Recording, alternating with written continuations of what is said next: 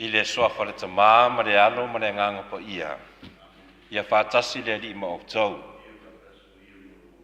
I le soafu manamalo Iesu Keriso o te whātārofa, whawhira i fōi le tātou a inga le nei asu pa ia o le li. Mai se fōi mai le manu po le mauto le li i nei Parramatta Australia. Hatalo whātu ma le pa ima malu sa mo le atu o atu aise upu pātele.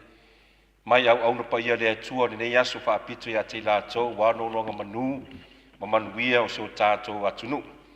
Mai se foi pa ia whare mālo lātou foi o tō fia i le atua e teitaina ma tausi o tātou tangata. Pa ia whare anganu, mai se fo o tō foi le tō whāu foi na atu le atua a wale teitaina foi o mātou ma tātou tangata. Ia mai se foi maunga tele maunga iti i watasi uma tātou le nei asu. Le aso e tātou te fia o walauina tātou i le rio mai i rona mauta. Ui lava o tātou o lo whea wāwā pe tātou o na whāmai. E mo se furi wāwā mawhoi atunu. I o le tō mauta malawa o tō foi o lo o fia o maalala ain tātou li whaola. O le ale tātou a inga o le nganga fia le avera o leos. Whātau waa whai masiu whonga o le paiman malu foi o tangata Samoa o le neipuri anga Parramatta. Ia fia matana mai au i le tātou tauranga pa ia i nea sa. Ia uso matu whawhine i tātou ainga. I o tātou lava o tangata se. Tele foi tātou o leu. Ma winga e se foi na tātou whārinu mo le atua ma se foi tātou uso tangata. Lea la tātou te manatanatu i tātou angsala. Nea iau ngā tātou e whāma malu le nei miste liu pa ia.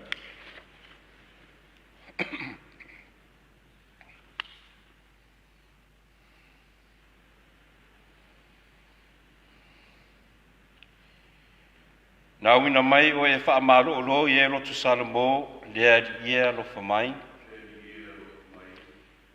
Nā e a whio mai e wāra au te ngata angasala ke wisoe alofa mai. O e whautua mō mātou i le au tamatau le tamā, lea i e alofa mai. I alofa mai a te i tātou le atua le ona mana uma whamangana mai a tātou angasala, ma watu i tātou i le ola e whaavavau. Āmene. O le vi inga le atua i mea au pitorunga, ma le file e mu li lalolangi i tangata e loto le lei. Ma tau te vivi i atu, ma tau te whaamanu atu, ma tau te ifo atu, ma tau te whaane ine e atu, ma tau te whaafta i atu i ate oe o no loma maru sinisini. Lea li i atua, le tupu o le langi, lea tuae, le tamae o le marosi malava, lea li i e Iesu Keriso le alo e tō tasi lava. Le ali le atua le tamai mamoe le atua le alo le atua. O oe te abe seang sala le lalulangi alofa mai a te imatou. O oe te abe seang sala le lalulangi ye taria la matou te talo. Ue a fia le au tamatau le tama alofa mai a te imatou. A wawuna oe le tasi po ia, wana oe le rii, wana oe le silisili ese o Yesu ke viso. Pa tasi ma le anganga po ia, i le mamalu le atua le tama. Amene. Ia tātou te talo. Ina ia tātou whao ngā le dei mea rofa le atua wa tātou maua.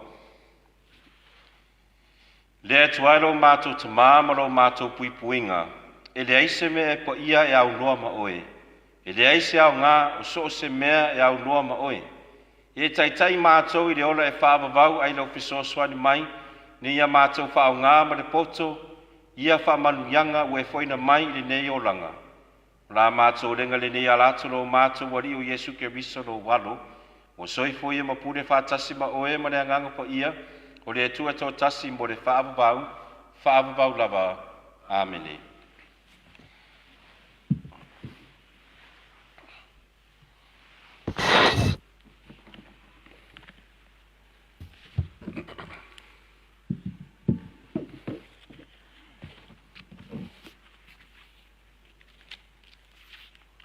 O le wholofolanga ma le lua tupu. Lua tupu no mtau koe wha, wholofola mai le whaipu whāspun ma le lua, whangata mai le whaipu whāspun ma le wha. Lua tupu mtau koe wha, whaipu whāspun ma le lua, whangata i le whāspun ma le wha. O le matua, la tau te ai tutoe lava.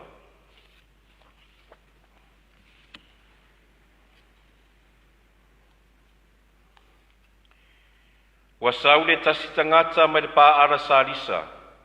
Wa au mai i le tangata o le atua o le mea e ai o lua i fua. O a reto ka rita e fua lua, a atoa ma fua saito mata i lanatanga. O na whai atu i lea, a watu ia marinu, la ato te ai ai. O na whai mai ai lea o na au auna.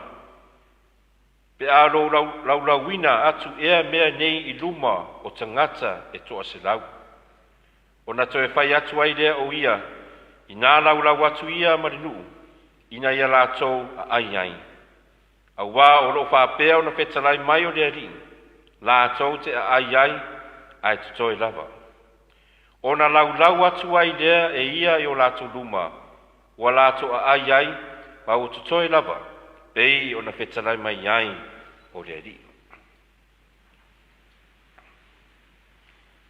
O le upu a lea ri, lea tuae whaptai. O le salamu whetali ai. O le tali, le li e, o lo e whaamafola e loa au, ma whaamaona i mātou. Le li e, o lo e whaamafola loa au, ma whaamaona i mātou.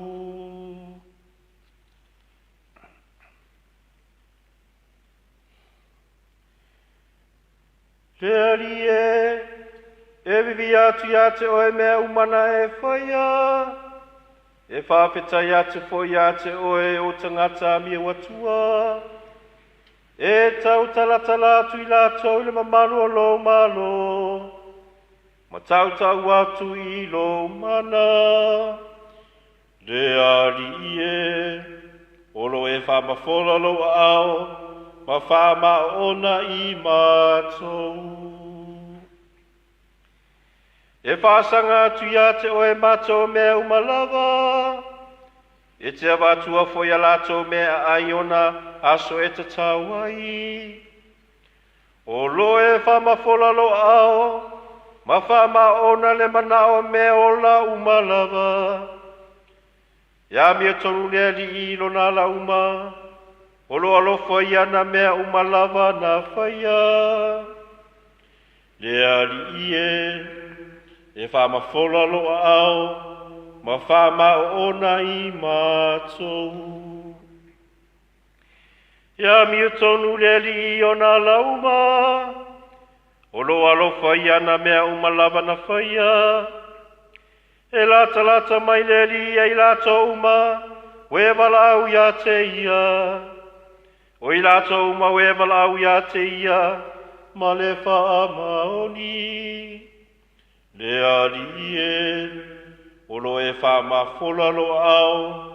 Ma wha ma ona i mātou.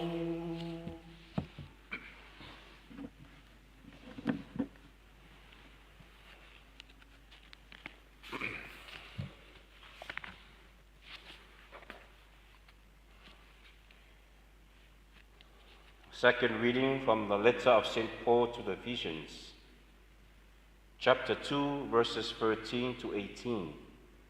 Efeso lom tau koe lua, whai pusfunu ma le tolu I le whai pusfunu ma le vanu. The theme of the reading, Christ our peace has made us one. Oh, sorry.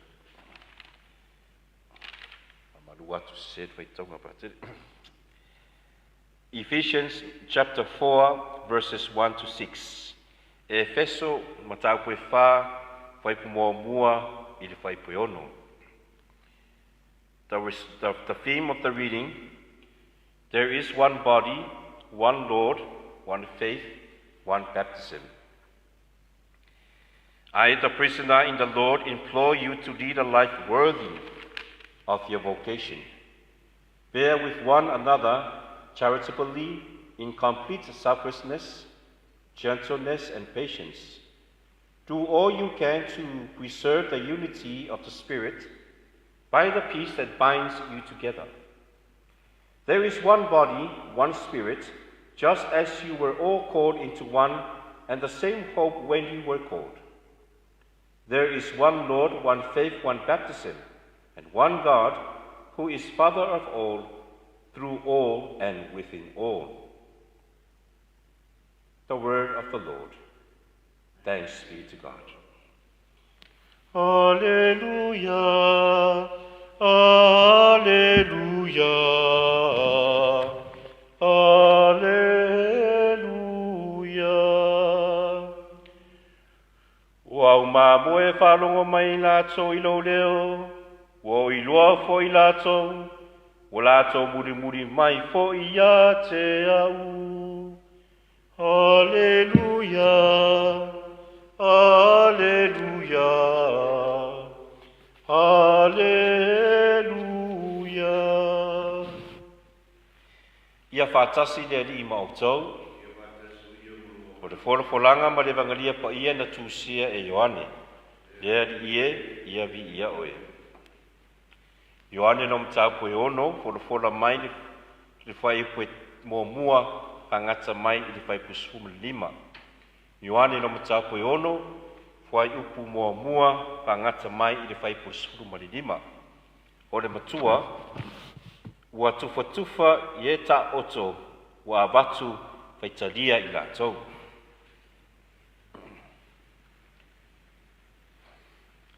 Wa mawai ia mea o na mari watu leo Yesu I le tasi tu o le vai o Kalaleia, o le vai leo I Tiberia. O na muri atu ai lea ia te ia le moto tangata e tō tele, a wana lātou mata I ona whailonga sa whaia ie na mamai. Wa mari wa Yesu le maunga na nofo I lalo o ia mauna so. Wa lata le paseka o le tausa mainga lea o Iutaia, o na te pai lea o Yesu o na fonga. O sila atu foi, o mai ia te ia le moto tangata e tō tele, o na whetalai atu lea o ia ia Filipo. O I whea tātou te whaatauina mai ai a reto, ina ia ai lātou nei. Ua whape atu Yesu, o lana tofo ia te ia, a wawo sila fia lava e ia le mea o le ana whaia. Ua tari mai Filipo ia te ia, e le lava a reto, pe a whaatauina I te nari e lua se lau, ina ia tofu I lātou masina mei titi.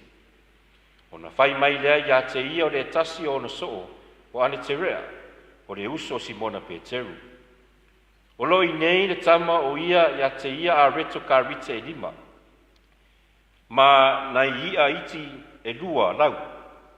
Ai au mai ia mea ia te la to e to tele. Ona whape atu lea o Yesu, ia o tau whai ane ia ta otu tangata. E to tele foi le mutia, e tele foi le mutia i lea mea. Ona la to ta otu ai lea, o le tau au whai o tane e 5 o afe. Ona tango lea o Yesu i a reto o feta lai, ona tufa lea i e ta otu. Wa whape foi maia, wa vatu whaitalia i la tau. Wa maa ona lava i lato ona whetalai ane lea o ia i ona soo, ia whaapoto toe ainga, ne aini mea e mau. Ona whaapoto ai lea, wa tuutumu wai ato e se furu ma le lua, i toe ainga o a reto ka rita i 5.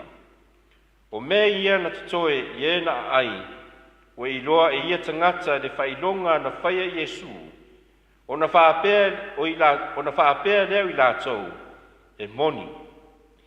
O lea lava perfecta le nei, e le mariu mai i le lalolangi. Wa si le fia fo Yesu o le au mai lato e pu e ia te ia, ina ia lato whaia o ia matupu.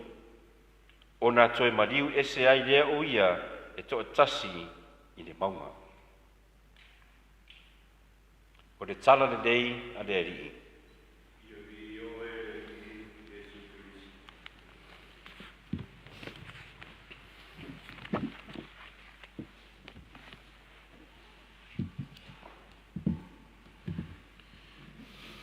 O le se tasi ta māmono na tari i Israelu. Na oro la ia le ta mālomo na tari e wala whaalongo o a whiu atu Yesu i lato a ai. Wala whaile launga Yesu masani nunga le maunga poto i tangata. O na laolo le mono na tari e na toi whaatonu ina no na tari. Au mai ni a reto se 5 mini lau ia se 2. Wa ta tonu le tama le toi ta tonu le toi ina e umi ne aso. E umi ne aso la mafuta ai o ia masona tari ma le moto tangata ma Yesu.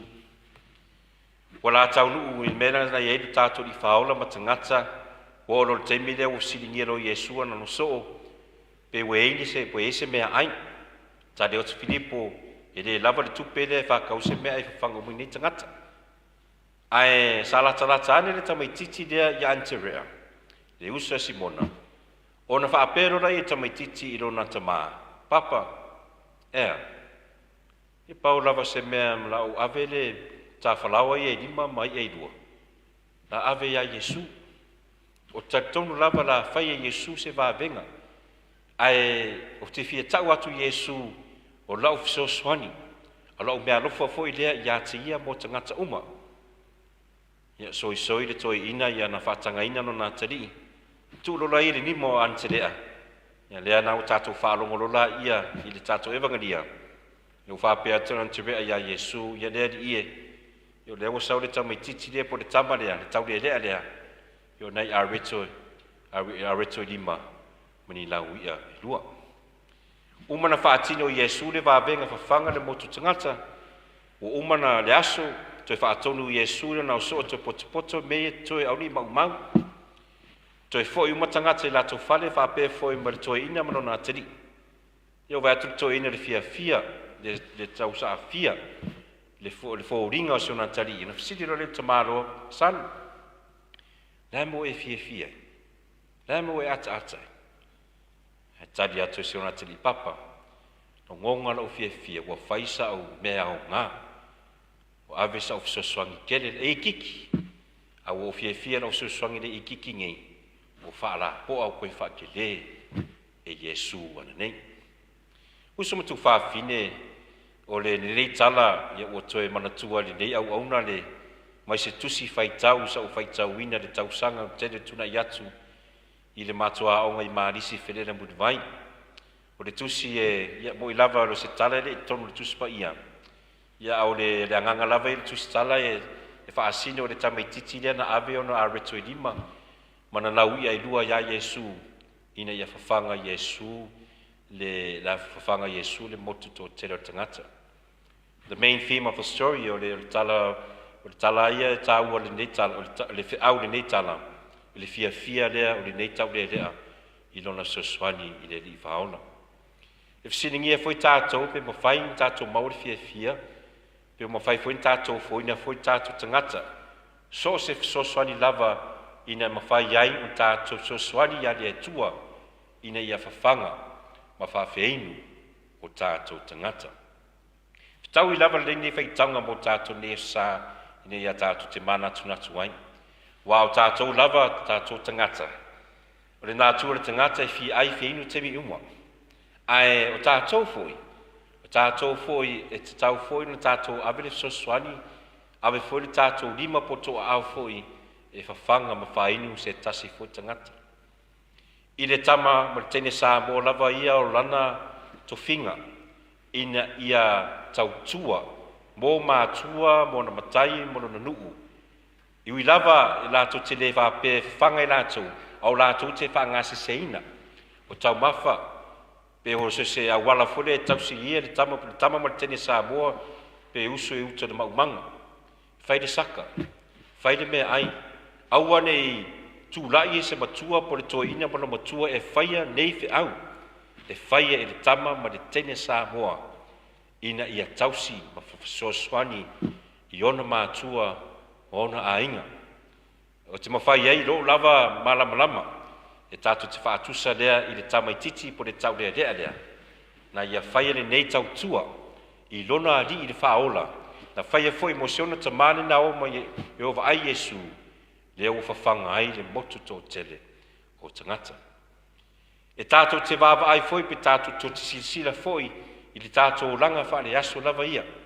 I le tono le tātou a inga o tau mātua i le tau tiute ma tomu tāwha ioi i le tau wala a wina o le whawhanga ina lea, o le whawheinu lea o a inga ma se foi anu whanau i tuputupu ai. Ina ia maure marusi, awane i ngase, awane i mamaiti. Wa o tau tuwhinga, o tau lava loto, awane i ola whaalo anu whanau. E mawhai foi tatu awe foi fola foi ma te au foi nenei aso tatu a inga i vainga whala witele i so tatu lava tunu. Le po se lilo leo tūlanga leo o swinga foi. Pa le langona leo le fia leo o iei sa mua temi nei. Tatu tonu fono o iei foi nisi foi tatu ngata o lo mau peo le nganga o le pipole. Po le ite foi i le swinga leo tūlanga leo o iei. Tatu tutoi tepa foi le fia foi yaso o masina, hao ma le po fia ai fefeinu sa moa, au wā se māro sa moa. Wa tātou tangisia le tua. Wa tātou te ai oiru mo le tua ina ia tari mai, ma silisila mai, pe sosoani mai, fafanga mai. Ia sa moa, wa mole, wa lātou, wa langono wa iei le teimi o le onge. Ia o lea wa tātou iei le teimi. Tātou tue, mau fau lea, po la tātou mea la fai. Pera tātou te tu whātasi leo tātou anganga ma tātou loto ina ia whawhanga ma whawheinu sa moa. Pera tātou tu le anganga whakewisiano ma le anganga ma le tō wha sa moa. Ia aua ne i mānaia se o tātou atunu. I le tātou whoroforo mua tātou whārongo ai i le whautungunga leo le atua na whai i le e tau atu le nua le atua. La whawai i le atua a reto man mea ai ina ia hola ai nu. I le tātou uwharwhala no na lua. Sauloa marosi mai i la apostolo Paulo i le anganga lea o le tasi. O le tasi o le anganga, tasi le baptisonga, tasi le whātua. Ina ia vea tātou o le ainga tasi mo le tino ke viso. A wai whawhanga lea tua tātou uma. Au tātou foi o wala une lea tua tātou teo foi e whawhanga o tātou uso tua oi. O le ngalomenga le Yesu tātou whaalonga le evangalia, o le vāvenga mua lava tātou te vaai i le mana o le atua nā te le tu la foina no nu. E le fia ai, mo le fifeinu, ma le muimui o tangata, i le motu tangata i le tātou evangalia. Wala o si sila mo vaai tangata i le paia ma le mamaru le atua, whaatino o lona paia ma lona mamaru, o lana mataifa ioi o lana tiute whaale ta maa, na te whawhangaina ma whawhaafeinu e nuu o Israelu e whapena foi ma tātou. Ai tātou tū tātou i le tūlanga vai o le nei tau le lea na ave i ona aritu. Ina ia tātou avea tātou matangata auni tātou te tangata te nofo whaatari. Pe tātou tari ai. Matangata whuile le tau wanau e le tātou ngalwenga whai. Ia whai ave tātou mei titi ro ia tātou. Tātonu maia a tātou e whātou tū e le ri. E toi whaapopo. E toi whaatele ina le ri. O tātou ta mai fisoswani mo sa moa, mo tātou e kāre sia, mo tātou a inga, a mai se foi o se tasi foi, o mana o mia o fia aima fia inu mo rea tua, ma se fisoswani. Le tātou a ingai o le nui taurea mo tātou te nofu mana tunatu ai li nei aso pa ia o li nei aso sa mo tonu o, ia o le aso foi, ia mese ia tātou sa mo le tōna, ia o le aso lava ia le laualo mo le fia oro le mea tātou tūmanga sa moa ona le tātou anganga le tas. Ia avea foi tātou le nofo le atunu mau, le lui tauro whengai ma tātou ona le nei wha mai, o le nei foi tū la fono mo le mwhain tātou whātas. Ia avea foi tātou fia aimo whewhe inu mo le atua. Ia tātou whinau pēr a wāmanuia o tātou a inga. Tātou mo whaamoe pēr ma mori pēr mo le atua au ne muta. O tātou talo ave lunga langi ina ia whanga mai pēle atua o tātou tino ai maise tā ua o tātou nganga. Tātou i ngai lera tātou alo atu e o mori tātou talo ma talo sanga mausi tātou taulanga whawhanga ina tātou i tino ma le toto mana no upu whamarusi au pēa tātou a wasa moa a wā tātou uma ia pēi tātou le tau lea lea wana fsoswane i titi au whaapopo tele e le tua.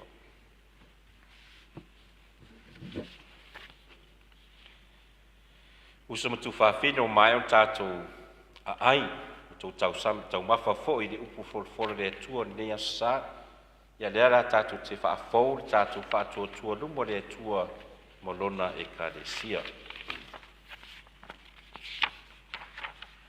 O te whaatua tua le tua e tō tasi, o le tamā e ona le marosi malava, nena whai le langi ma le lalolangi, o mea uwa aia ma mea le uwa aia, o te whātua tua le lia tō tasi o Iesu Keriso, o le alo tō tasi lava o le atua. Nena whanau le tamā o le whai se mea tasi, o le atua mai le atua le malamalama mai le malamalama, o le atua mai le atua moni, na whanau e le whaia, e winga tutusa ia ma le tamā, o ia foi na whai ei mea malava. O i tātou tangata maro tātou whaorutanga, nā whi o ifo mai le langi, ma o le anganga pa ina liu tino tangata o ia le tau po o Maria, ma au mea o ia ma tangata. O i tātou na whakulusi nai o ia apure Poncio Pilato, na mariu wai ma whare rau masi, a o le aso tonu toi tu wai o ia pēri tusi e tusi. Nā whi o ai o ia ma le langi, maro a whi o ai le autamtau te mā, o le ato e whi mai o ia le mamanu, e whamsino e eula me e woti, o lona mālo foi le iso na ngata anga. O te whātua tua le nganga pa ia, le ri, o le fo ia le ola, o le fia mai le tamā ma le alo, o le fungia ma via whātasi ma le tamā ma le alo. Le na wheta lai mai ana mai perfeta, o te whātua tua le kāre sia tasi, le pa ia e kāturiko ma apostoliko. O te tautino atu le papasunga e tasi, mo le whamangarino o sala, mo te whātaritari mo le tuetua e wena oti, mo le ulanga atari. Amen.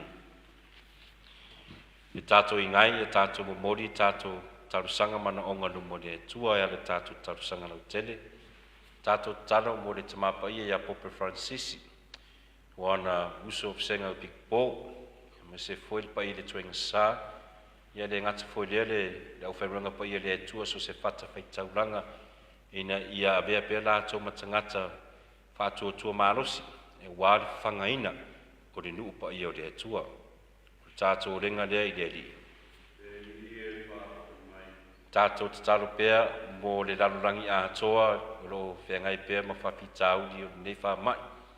Ma se foi whapitau li lava le whare mālo.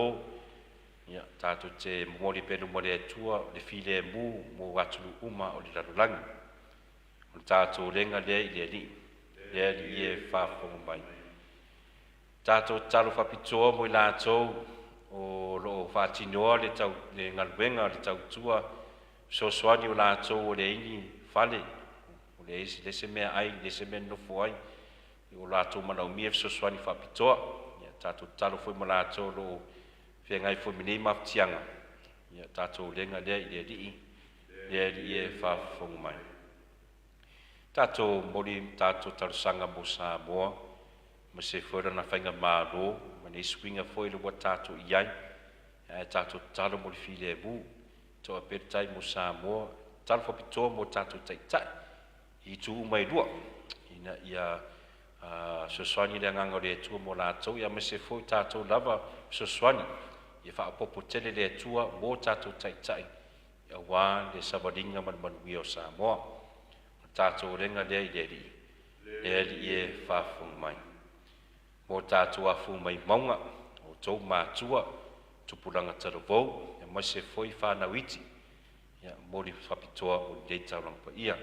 O tātou renga lea i lea li e whaafunga mai.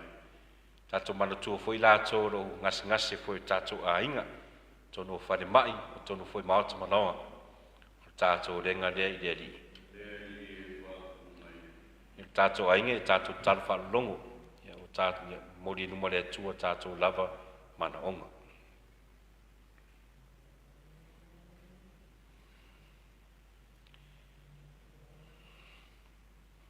O tātou renga lea li e whaafonga mai.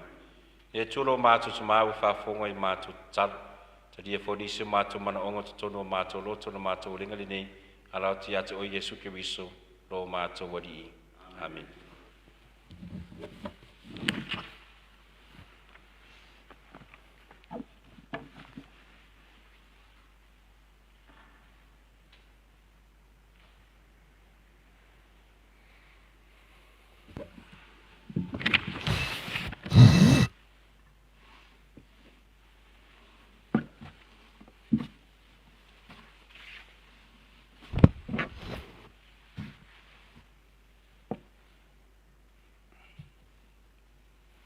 Ia beere tole langi ma le lalo langi walo ngalo whamata mauri ni a reto hua ngā renga ma lima tangata la beere ma a reto olo mo i mātou ia vi ia oile tue whaababau.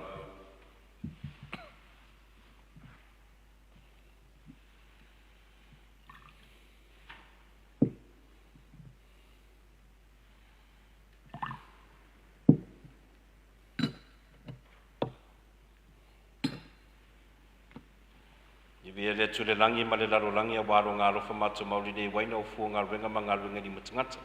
Nā vene manu manga whare nganga mo i mātou, ia vi ia oile tua e whaababau.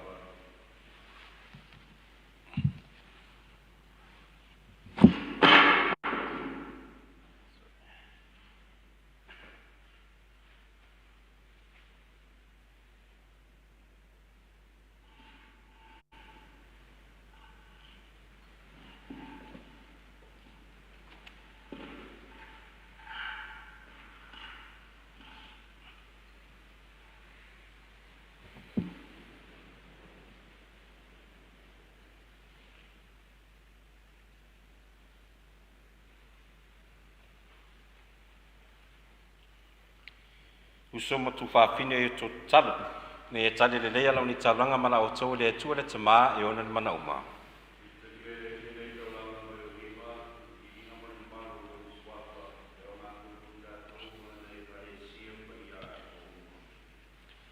Ia talia le taulanga u whitwhiria mai o whamonianga e tele, ia whapaia mātou no ne miste liu mai e teitaina i mātou i le whiawhia whawavau, la mātou renga le neona ke wiso lo mātou wari i. Ia whātasi le li i ma o tau, i nasi a ia o tau roto. Ia tātou te whawhitai i le li i lo tātou atua. Le tamai o le atua so e fua e whāwavau me o le mālosi malawa, o se mitanga whai ai mo mātou i le whawhitai atu i ate oe, ina wanga sala lau whanau ma whaamamau ai mai lau whaaonga, na e toi whatasia i lātou ma lau a fio o no le toto lo walo, ma le mana o le anganga pa ia. Ue whamau popo lātou i lau e kālesia ina ia tasi i lātou e pe o oe. Le tamai wa tasi ma lo walo ma le anganga pa ia. Ue whai ngoi lātou ma lo nu. E vivi atu i lo poto i o ngā ringa uma. Ue e whai e lātou le tino ke wiso ma le afio ango le anganga pa ia. I lo mātou fia mātou te pipese ai whātasi ma le wangiru uma. i lo vi inga. E pa ia le li le tua wau, wa tumbo le langi ma le lalulangi no malu, o le vi inga le au pitonunga. Ia manuia le fia mai le swafa o le li, o le vi inga le au pitonunga. Le lie we matua pa ia lava puna anga o pa ia uma, ia wina mai lo nganga fa pa ia nei mea lofa, ina ia vela ato mai mātou le tino, ma le toto lo mātou wari o Yesu Keriso. A le tuna atu le ote se otina ia talia lo na lava malie, na tango i la reto ma vatu ia ate oe le whaapatai, tofi la reto ma vatu lo na au so ma le whape atu. Ina fe tango fia iai o tō uma ma ai iai, o lo tino le nei o la fuina atu mo o tō.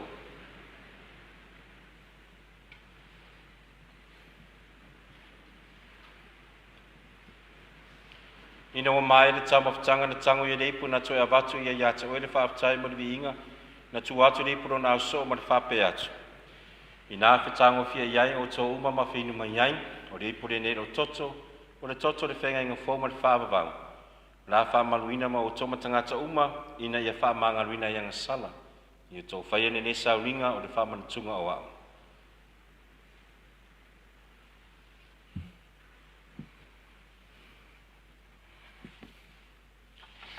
O le misteri o le whaatua tua, le ali ie, mato te tau atu lo umari, e tau tino atu lo toe tu, se ia e toe api o mai. I le whamanatunga no maliu mana no toi tū mātou te mamori atu ia te oere te māe, i nei a reto le ola ma le nei pura whaoratanga, mātou te whaapatai atu ia te oe, ina oe alu iei mātou e tutui o ruma ma au auna atu ia te oe. Peso soina mea mātou ma oe mātou whaanga le tino ma le toto Keriso, ina ia whātas te sia mātou le mawhatanga e tasi le nganga pa ia.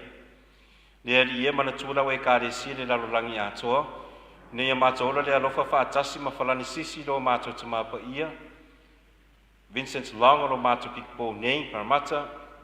Ala pati lui ma tailinga Peter Brown lo mātou pikpo i Samoa. Ma pikpo uma, le tuenga sa uma, ma se foi le mātou a ingo poto nei. Ia manatua mātua usu matu whaafine o foi atu la ato malo longa ma le wha moe moe le toi tuwai. Ia talia la ato whaatasi ma tangata mali li uma le malamalama loa fio. Alofa mai a te mātou, ina ia mātou a wai le ola whaabavau ma Maria le tina tau pou re tua. Iosefa pa ia lana tane, whaatasi mena wa apostolo, ma lau pa ia uma, o ena whaatinuina lau whingalo tupulanga uma. Mātou te fia vivi whanele whaatasi mena atou i lawa fio, e ala tulo walo, o Yesu Keriso. Ono ia whaatasi mai ana ia te ia, le tuaile te mamamana, I le whātasinga maleanga ngā pa ia, o le vinga malmamalu ato wai la wafio, I le whaavavau lava.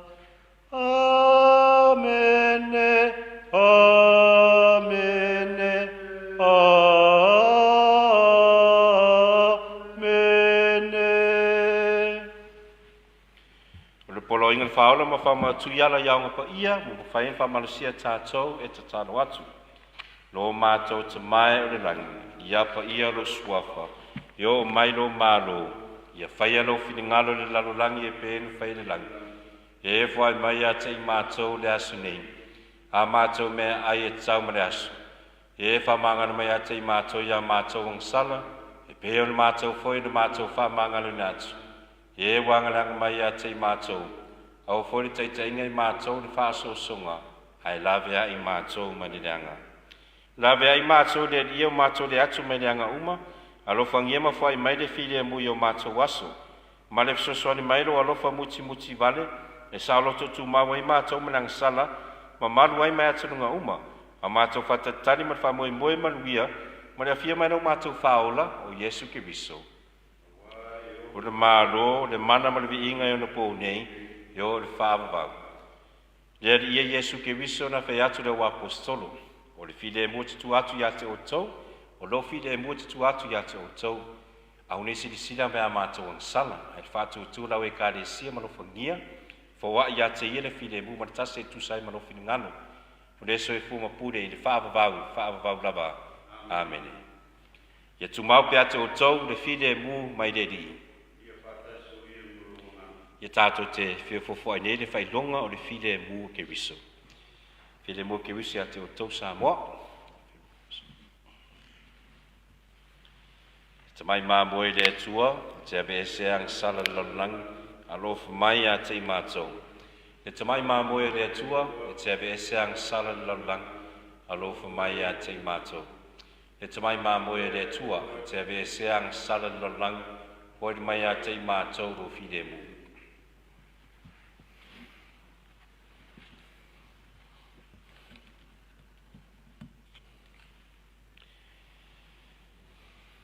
Whauta i te tamai māmoe le atua, whauta nena te be seang sala le lalonangi, manuia la tōwara au lia le tali suanga le tamai māmoe. Lea li ia o te leo ngainu ki whanamela u whale, a tau lava o saupita lainga, mārolo ailoanga.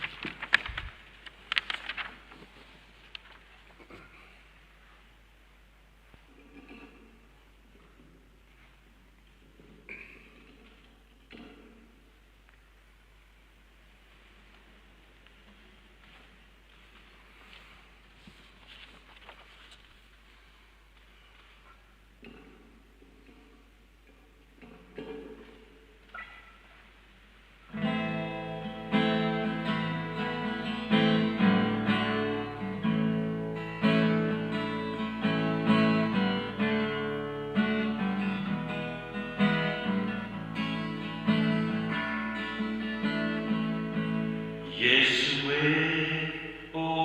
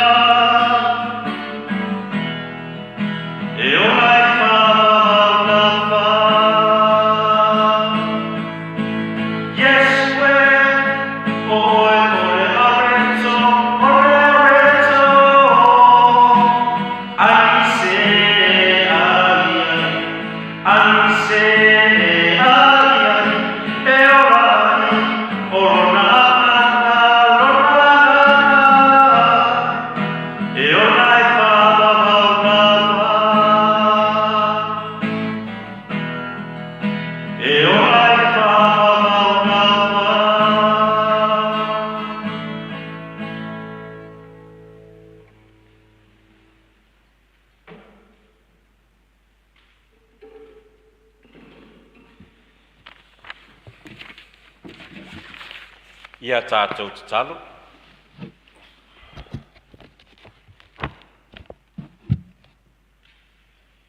Le lieo mātutaria le sakala meta e whamamalu ai le whamanatunga o le mariu ma le toetu ke visolo walo. Ia vele nei mea lofa maala mātou te sanga whaalatalata atu ai i ro la mātou whaalatanga whaavavau. O la mātou lenga le nei ona ke viso no mātou wari i. Amen. Ia whatunou le fiu tātou ni whalo Jesu ke viso i le marumaru neo sa ngātou Paulo le Apostolo Winston Hills, Parramatta, Australia. Ne ava noa to e fia wha mori atu aile whalo whatu ma wha malo ma wha ptai foi le tātou ainga pa i marumaru sa mua ma whai tātou whātasi ala nei wha saulanga ma tātou taulanga pa i misa mai pa i rawa us taulanga le rau whaimenga pa i o le atua e mo se foi o tupu mai i monga tene monga iti wha malo wha ptai ate o tō malava tonu lava lo tō manuia a tātou wha moe pe le tua o ame i titi o ia tātou nei teimi. Mo mori le tua, e toi wha apopo le tua, se manuia mo sa moa, mo se tātou malawa. Ia, manuia lava le nei a sa moa, i sa moa po whela, i nei Australia, po whela lava le itu le nei lalulangi o tō iang, le tātou maori fi le mua ma se fia. Ia, ma se foi le nei vai aso la whengai mua. Tute mangaluenga, fe au ma se foi whanau a onga, lo whengai ma o onga. Mori atu le rofa whamuanga le tua ia te o tō manawa. Ia whamaru aku ki whapepu oso le whakupākila ngai o le mea e pore po meore e pōwhi ai e pākila sa o suru ai. Ari pona. Ia, mawhi lava ngia sa e na ko au Olympic team whamaria whamaru aku le uso le sa ia Marion na so ngafi ia ui lava malolo. Ia uso, don't give up. Ia toe oso ala e whaktai mo lo whaanga mo Samoa na mo moni mo Samoa ia mato langono mo mato wawai o maria mato i wawai o Samoa ia manuia foi tātou tā alo i Tokyo ia wā pui disi o tātou tā longa ia whātasi le li mau tau whamuni atu le atu ia te o tau leona mana uma le tamā ma le alo ma le nganga pa ia amene wātu i o tau ma le fia ma le whire mua ke wiso le atu ai whaptai.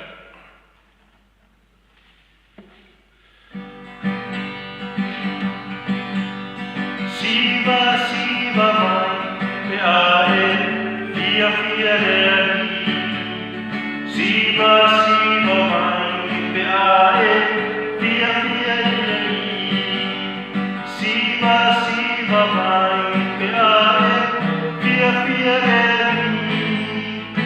Mai o Jesu fia fia reali.